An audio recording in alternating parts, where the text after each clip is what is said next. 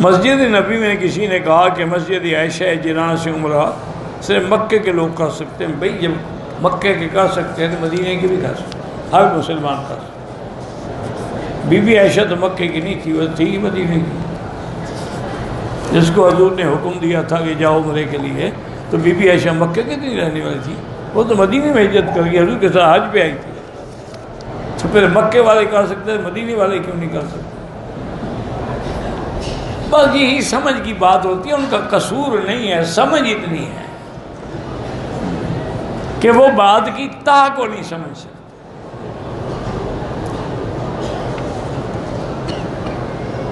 نماز میں صف بندی ضروری ہے, صف سیدھی ہو, برابر ہو, ایک دوسرے سے متصل ہو.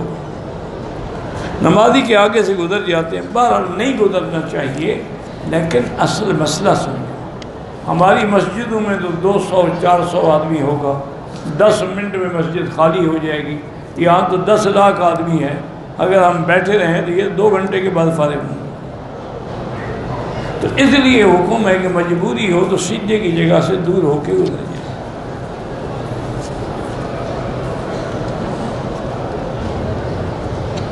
میرے لیے دعا کریں, میں روز دعا کرتا ہوں بیٹی, ہر مسلمان کے لیے کرتا ہوں.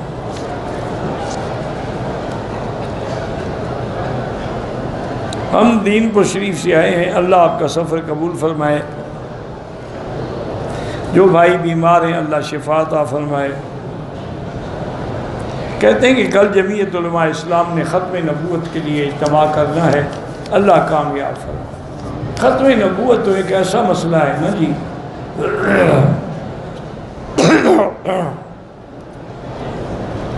کہ علامہ انور شاہ کشمیری رحمۃ اللہ علیہ فرماتے تھے کہ نماز, روزہ, حج, زکوٰۃ یہ حضور کے اقوال کی حفاظت ہے, اعمال کی حفاظت ہے, افعال کی حفاظت, تقریر کی. لیکن ختم نبوت حضور کے اعزاز کی حفاظت ہے, وہ حضور کا اعزاز ہے. اس لیے فرماتے ہیں کہ جو آدمی ختم نبوت کے لیے ایک دن بھی کام کرے گا, انشاءاللہ کشمیری اس کی جنت کا ذمہ دار ہے.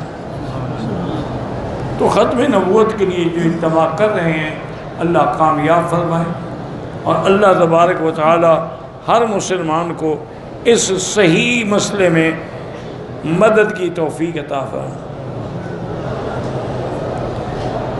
حضرت جابر فرماتے ہیں کہ فاتحہ کے بغیر کوئی نماز نہیں مگر وہ امام کے پیچھے ہو. امام کے پیچھے ہو تو پھر تو نہیں پڑھنی نا, اکیلا ہو تو ہم بھی کہتے ہیں نماز نہیں ہوتی, یا خود امام ہو ہم بھی کہتے ہیں نماز, ہم بھی یہی کہتے ہیں کہ مقتدی نہ پڑھے.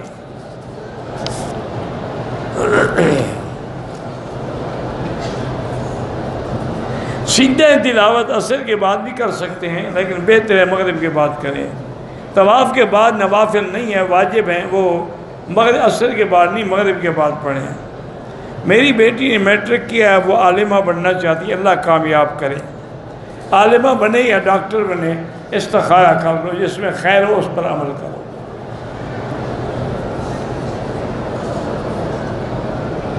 ہم لوگ رمضان کی 10 تاریخ تک یہاں ہیں, پاکستان میں اس دن 9 تاریخ ہوگی. ہم لوگ روزہ نہ رکھیں, کیوں نہ رکھیں؟ بالکل. محرم کا روزہ کیوں چھوڑیں بھائی؟ مکہ مدینے کا روزہ پھر کہاں ملے گا؟ بالکل رکھیں.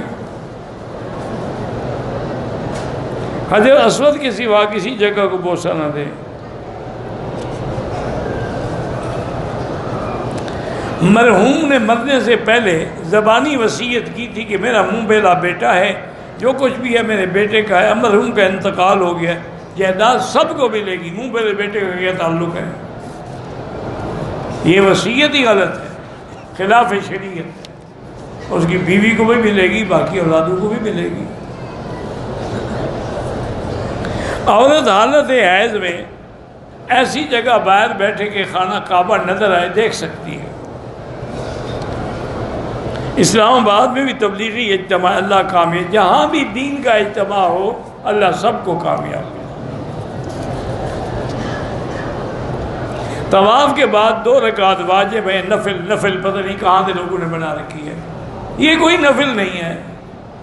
باقی ائمہ کے نزدیک سنت ہے, حنفی امام ابو حنیفہ کے نزدیک واجب ہے. بہرحال حتیم میں پڑھ سکتے ہیں۔ بیر روحا کنواں ہے، حضور نے پانی پیا ہے۔ زندہ آدمی کے لیے اگر معذور ہو تو طواف بھی کر سکتے ہیں، عمرہ بھی، ورنہ اپنے لیے کریں، اس کو ثواب دے دیں۔ میں نے جو طواف کیا ہے، اگر نیت والدین کے ثواب کی تھی تو ان کو ملے گا ثواب انشاءاللہ۔ ایک مولوی صاحب ہیں، وہ کہتے ہیں جو حیات النبی کے قائل ہیں ان کے پیچھے نماز نہیں ہوتی، اللہ ہدایت، کیونکہ پوری دنیا حیات النبی کی قائل ہے، ما سوا کرامیہ فقہ۔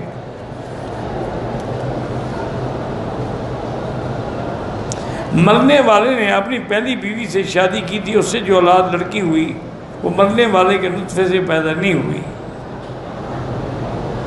مرنے والے کے نطفے سے پیدا نہیں ہوئی۔ پہلے تو ڈی این اے ٹیسٹ کرا لینا کہ حقیقت اس کی بیٹی ہے یا جھوٹ بول رہا۔ تیسری بات یہ ہے کہ نہ بھی پیدا ہو، الولد للفراش ہے، اسی کی بیٹی سمجھی جائے گی، جائیداد لے گی جس کے نکاح میں پیدا ہو۔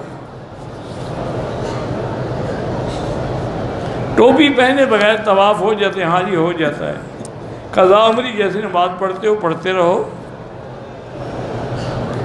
نامحرم مرد یا عورت کے لیے بالکل طواف نہ کریں۔ میری بیوی 6 مہینے سے پاکستان گئی ہے، مجھ سے کوئی رابطہ نہیں کرتی، وظیفہ بدلا دے۔ وظیفے کی کیا ضرورت ہے؟ 10 تولے سونے کا لاکٹ لے کے بھیج دیں، دیکھیں رابطہ کرتی ہے کہ نہیں کرتی۔ وظیفہ کام نہیں کرتا، یہاں پیسہ کام کرتا ہے۔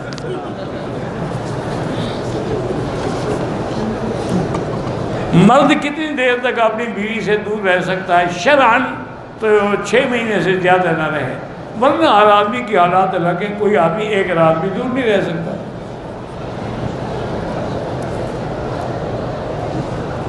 ہم زیارت کے لیے طائف گئے، میں نے عمرہ نہ کیا تو بالکل دم لازم ہو۔ حرم کی حدود سے نکلنا الگ بات ہے، میقات کراس کرنا الگ بات ہے۔ جو لوگ خلفائے راشدین کو گالیاں دیتے ہیں وہ کافر ہیں۔ اتحاد تو کافروں سے بھی ہو سکتا ہے، حضور نے یہودیوں سے نہیں کیا تھا۔ مدینے سے ہمارے ساتھ بندہ آیا ہے، اس نے عمرہ نہ کیا، نہ نماز پڑھتا ہے، اللہ ہدایت، اس کا کیا؟ جو فرض نماز نہیں پڑھتا اس کو عمرے کا کیا غم ہے؟ اس کو کہو توبہ کرے، کلمہ بھی پڑھے، چونکہ بعض ائمہ کہتے ہیں نماز چھوڑنے والا کافر ہو جاتا ہے۔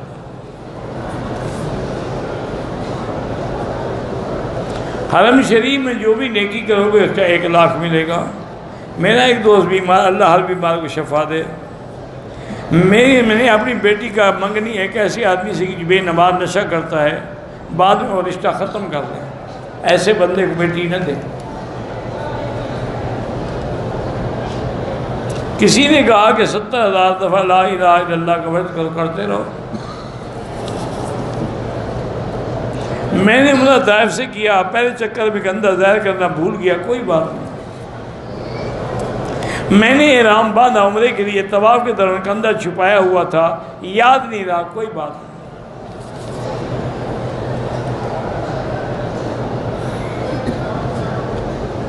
نماز میں وسوسہ آتا ہے، آنے دو، خود نہ لاؤ۔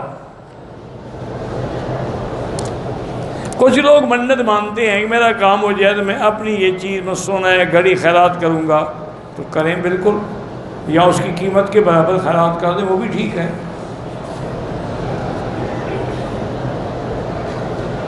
کچھ لوگوں نے ہمیں کاروبار کے لیے رقم دی ہے کہ نفع آ جائے دے دینا، نہیں تو پوری رقم واپس دے دیں۔ نقصان کے نہیں، نقصان کے بھی ذمہ دار ہونے چاہیے، ورنہ شریعت میں جائز، جو نفع کا حقدار بنتا ہے وہ نقصان کا بھی حقدار بنے۔ ہمارے علاقے میں قادیانی رہتے ہیں، ان کے ساتھ بہتر ہے کہ کاروبار ان کے ساتھ نہ کریں، چونکہ یہ مسلمان بن کے دھوکہ دے رہے ہیں۔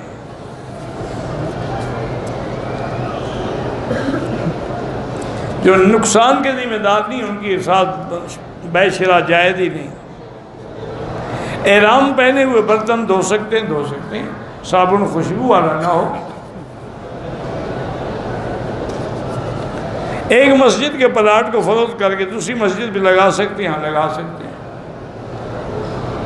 کچھ لوگ عمرہ کرنے کے بعد لال شہباز قلندر کے عرس پر جاتے ہیں تو الحمدللہ عمرہ بھی ختم،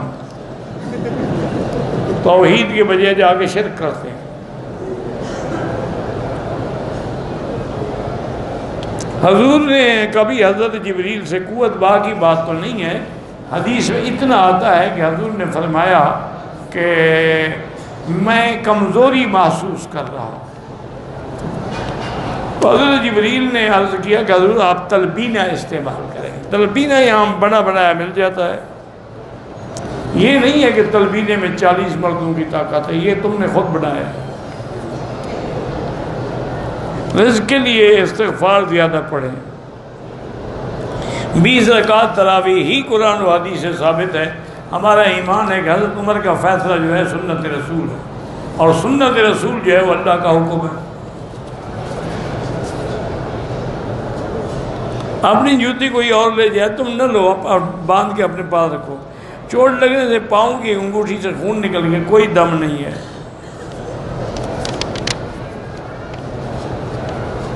میرا نام دانش رضا ہے، میں نے اپنی بیوی کو غصے کے عالم میں 2 بار طلاق دی ہے، 1 مہینہ ہو گیا، رجوع ابھی دوبارہ نکاح کرو۔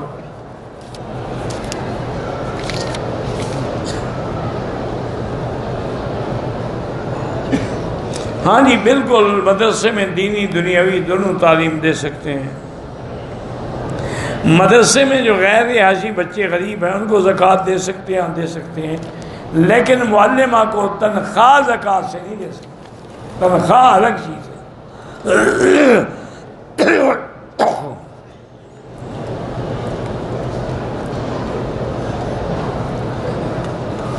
بہرحال اللہ پاک سے آپ بھی دعا کریں اللہ آپ کو خیریت سے اپنے ملک لے جائے۔ اچھے نصیب کے لیے اچھا نصیب تو ہے کہ مکے میں بیٹھے ہو، اور کیسے اچھا نصیب ہو؟ اچھا نصیب تو ہے کہ مسلمان ہو، اچھا نصیب تو ہے کلمہ پڑھتے ہو۔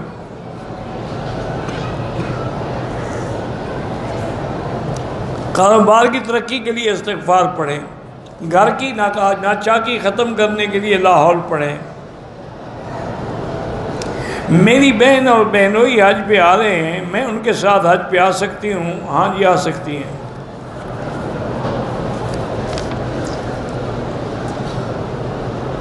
مسجد حرام کی تعمیر اور توسیع میں حصہ ڈالنا ہو تو یہاں جو ریاست الحرمین کا مرکز ہے، دفتر ہے، وہاں جا کے بات کریں۔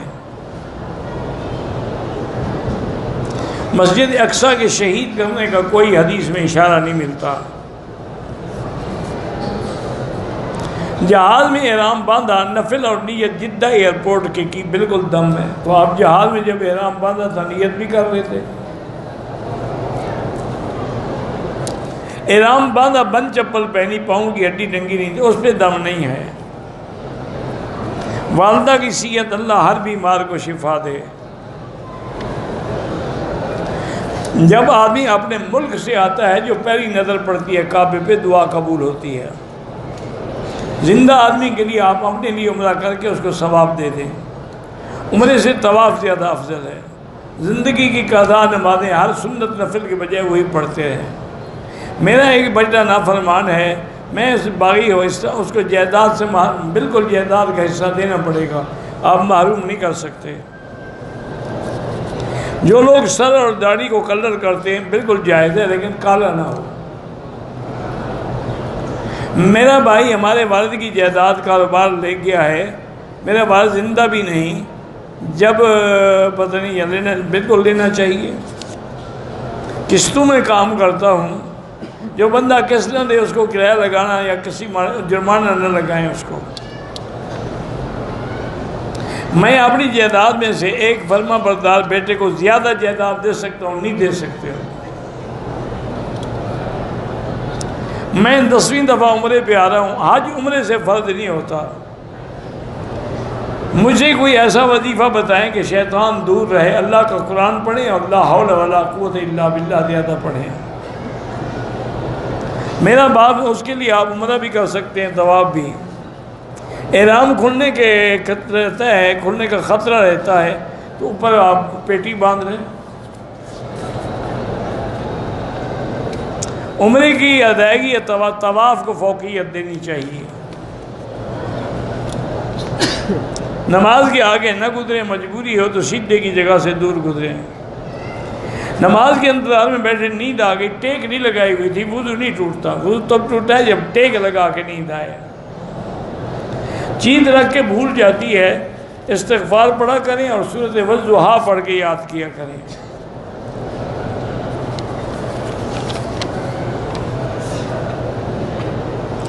احرام باندھنے کے بعد عطر لگایا جائے، پتہ ہونے ہوئے منع ہے تو کفارہ نہیں، کفارہ نہیں، اگر عطر لگایا ہے پورے اعضاء پہ، پورے کپڑے پہ تو دم دینی پڑے گی، مسکینوں کو کھانا نہیں۔ ایک آدمی مکے کا رہائشی عرفات سے احرام باندھ لیا، بالکل ٹھیک ہے، عمرہ کر سکتا ہے عرفات سے۔ اگر کوئی شیعہ بکرا ذبح کر کے مدرسے میں دے، بہتر ہے کہ نہ لیں، اللہ عالم نے کیا پڑھایا اس پہ۔ جب ایک طواف ختم ہو جائے دوسرا بھی حجر اسود سے شروع کریں گے۔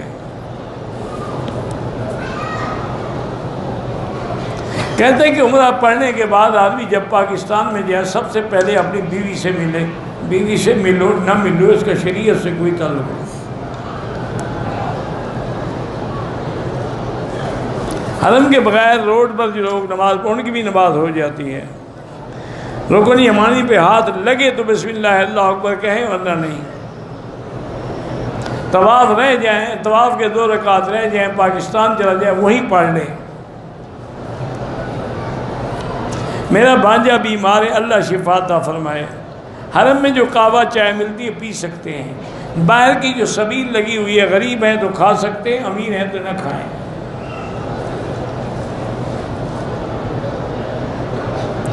عورت احرام پہننے سے پہلے ایام شروع ہو گئے، مکہ مکرمہ آ گئی، اس کا کیا ہوگا؟ عمرہ بھی کرے اور دم بھی ادا کرے پاک ہونے کے بعد۔ احرام کی حالت میں بھولے ہوئے اگر ہاتھ پر وہ فوم لگا کے ہاتھ دھویا ہے، 2-4 ریال خیرات کر دو۔ صفا مروہ کے لیے وضو ضروری نہیں ہے لیکن بہتر ہے۔ پہلے چکر کے بعد وضو ٹوٹ گیا، اب تمہاری مرضی ہے، ایسے کر سکتے ہو ورنہ وضو بھی کر لو، وہاں پانی صاحب وضو کی جگہ بنی ہوئی ہے۔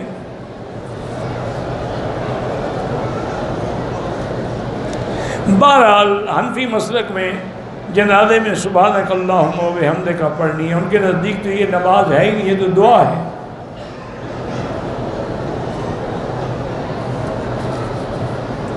اگر ہم تبلیغ میں وقت لگائیں وہ بھی افضل ہے، چونکہ علم سیکھو گے، دین سیکھو گے تو حج عمرہ کرو گے۔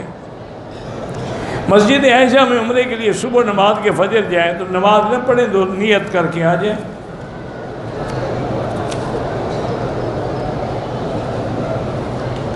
عشاء کی نماز کی تیسری رکعت کے دوسرے سجدے میں اگر نیند آ جائے، امام چوتھی رکعت میں جب رکوع میں جائے آنکھ کھلے، پھر آپ امام کے ساتھ مل گئے تو آپ کی بھی رکعت ہو گئی الحمدللہ۔ جمعہ کے دن مبارک دینا پتہ نہیں کیا ہے، مجھے نہیں سمجھ آئی کیا لکھا ہے آپ نے۔ طواف جو لوگ زندہ ہیں آپ اپنے لیے کر کے ان کو ثواب بخشیں۔ ایک عمرے میں سر کی ٹنڈ کروا لی، اب دوسرا عمرہ کہ پھر بھی ٹنڈ کروانی ہوگی۔ تھوڑے بال کاٹ، کیسے بال کاٹو گے جب پہلے اس طرح پھروا چکے ہو؟ بال تو ہیں نہیں، کاٹو گے کیا؟ چمڑا کاٹو گے؟ عصر کے بعد طواف پورا اور 2 رکعت مغرب کے بعد پڑھیں۔ ایک عمرہ کیا، پھر اگر مسجد عائشہ سے عمرہ کر سکتے ہیں؟ ہاں کر سکتے ہیں۔ طواف کے دوران تھک جائیں تو تھوڑی دیر بیٹھ سکتے ہیں، ہاں بیٹھ سکتے ہیں۔ ہاتھ اٹھا کے بھی دعا مانگنا جائز ہے، بغیر اٹھائے بھی جائز ہے۔ مسجد الحرام میں ایک نماز کا 1 لاکھ ہے، مسجد نبوی میں 1000، مسجد اقصیٰ میں 500۔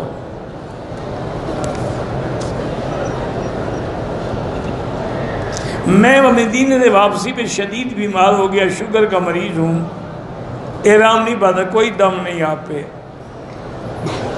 عورتوں کو نماز جنازہ پڑھنا چاہیے، ہاں بالکل پڑھنا چاہیے۔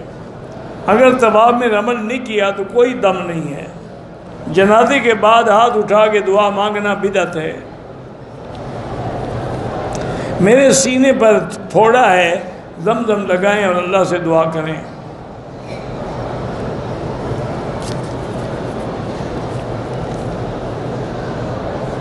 ویسے اس کو آپ عورت کو اگر بریسٹ پہ پھوڑا ہو تو فوراً چیک اپ کرا، کیونکہ نعوذ باللہ اللہ نہ کرے یہ خراب بھی ہو سکتا ہے، اس کا فوراً علاج ممکن ہے، دیر کرو تو پھر خطرناک ہوتا ہے۔ کسی اچھی ڈاکٹر کے پاس جائیں، وہ بحث بھی کرے گی، اندر سے تھوڑا سا پیس لے کے اس کو چیک کریں گے۔ میقات سے احرام باندھا، بنیاد اتارنا بھول گیا، طواف کیا، سعی کیا، بعد میں یاد آیا، دم پڑ گئی۔ ناپاکی کی حالت میں عورت کعبہ دیکھ سکتی ہے، ہاں دیکھ سکتی ہے۔ عورت جرابیں پہن کے عمرہ کر سکتی ہے، کر سکتی ہے۔ میرا بھائی نشے کا عادی، اللہ شفا عطا فرمائے۔ مرے ہوئے کے لیے عمرہ کر سکتے ہیں، ہاں جی کر سکتے ہیں۔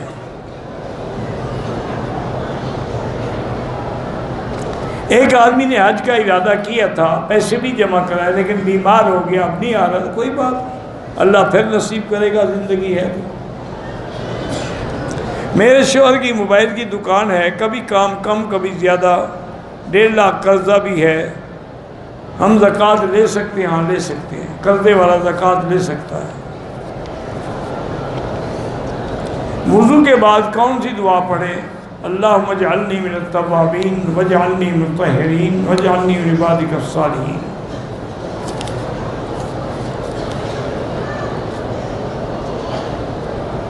اولاد نہ ہو علاج بھی کرائے اور قرآن کی جو دعائیں ہیں وہ بھی پڑھتا رہے۔ عشر کا معنی ہی 10واں حصہ ہوتا ہے۔ عصر کے بعد طواف کریں، 2 رکعت مغرب بعد پڑھیں۔ اللہ نے مجھے بیٹی دی ہے، میں اس کا نام منا رکھ سکتا ہوں؟ ہاں رکھ سکتے ہیں۔ بعض کوشش کے کفریہ خیالات آتے ہیں، آنے دیں، آپ لاہور پڑھتے رہیں۔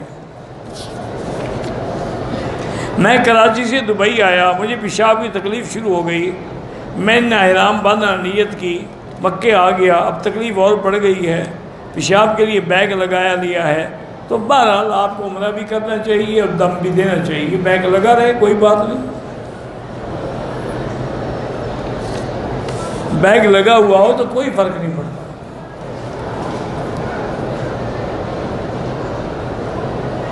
کیا ہم اپنے بچوں کے ساتھ ہاشمی، اپنے بچوں کے نام کے ساتھ ہاشمی نہیں، ہاشمی تو الگ قوم ہے، عوان الگ قوم ہے۔ میرا دیور اور دیورانی اور ساس مجھے بہت بڑا کہتے ہیں، بس لا حول پڑھا کرو، اللہ سے معافی مانگا کرو، اللہ ان کے شر سے بچائے۔ اگر کسی نے احرام کے حال میں ٹیشو خوشبو والے سے ہاتھ صاف کیے، 2-4 ریال صدقہ کر دو۔ طواف کرنا زیادہ افضل ہے یا نفل نماز؟ طواف زیادہ افضل ہے، چونکہ نفل نماز ہر جگہ پڑھ سکتے ہو، طواف ہر جگہ نہیں کر سکتے۔ اللہ سب کو اولاد صالح عطا فرمائے۔ ہری پور کے ضلع ناظم تھے راجہ ناصر کیانی، فوت ہو گئے، اللہ مغفرت فرمائے۔ میرا بھائی تقریباً 10 سال بڑا ہے، کاروبار میں والد کے ساتھ پہلے کام کرنا شروع کیا، ہماری شراکت تھی، والد صاحب کہتے ہیں کہ بیٹے کے آنے کے بعد مجھے آدھا حصہ ملنا شروع ہوا۔ ہم 3 بھائی ہیں، ہم نے فیصلہ کیا کہ آدھا حصہ بڑے بھائی کا اور باقی آدھا دونوں بھائیوں کا، اگر آپ فیصلے پہ راضی ہیں تو کوئی بات نہیں۔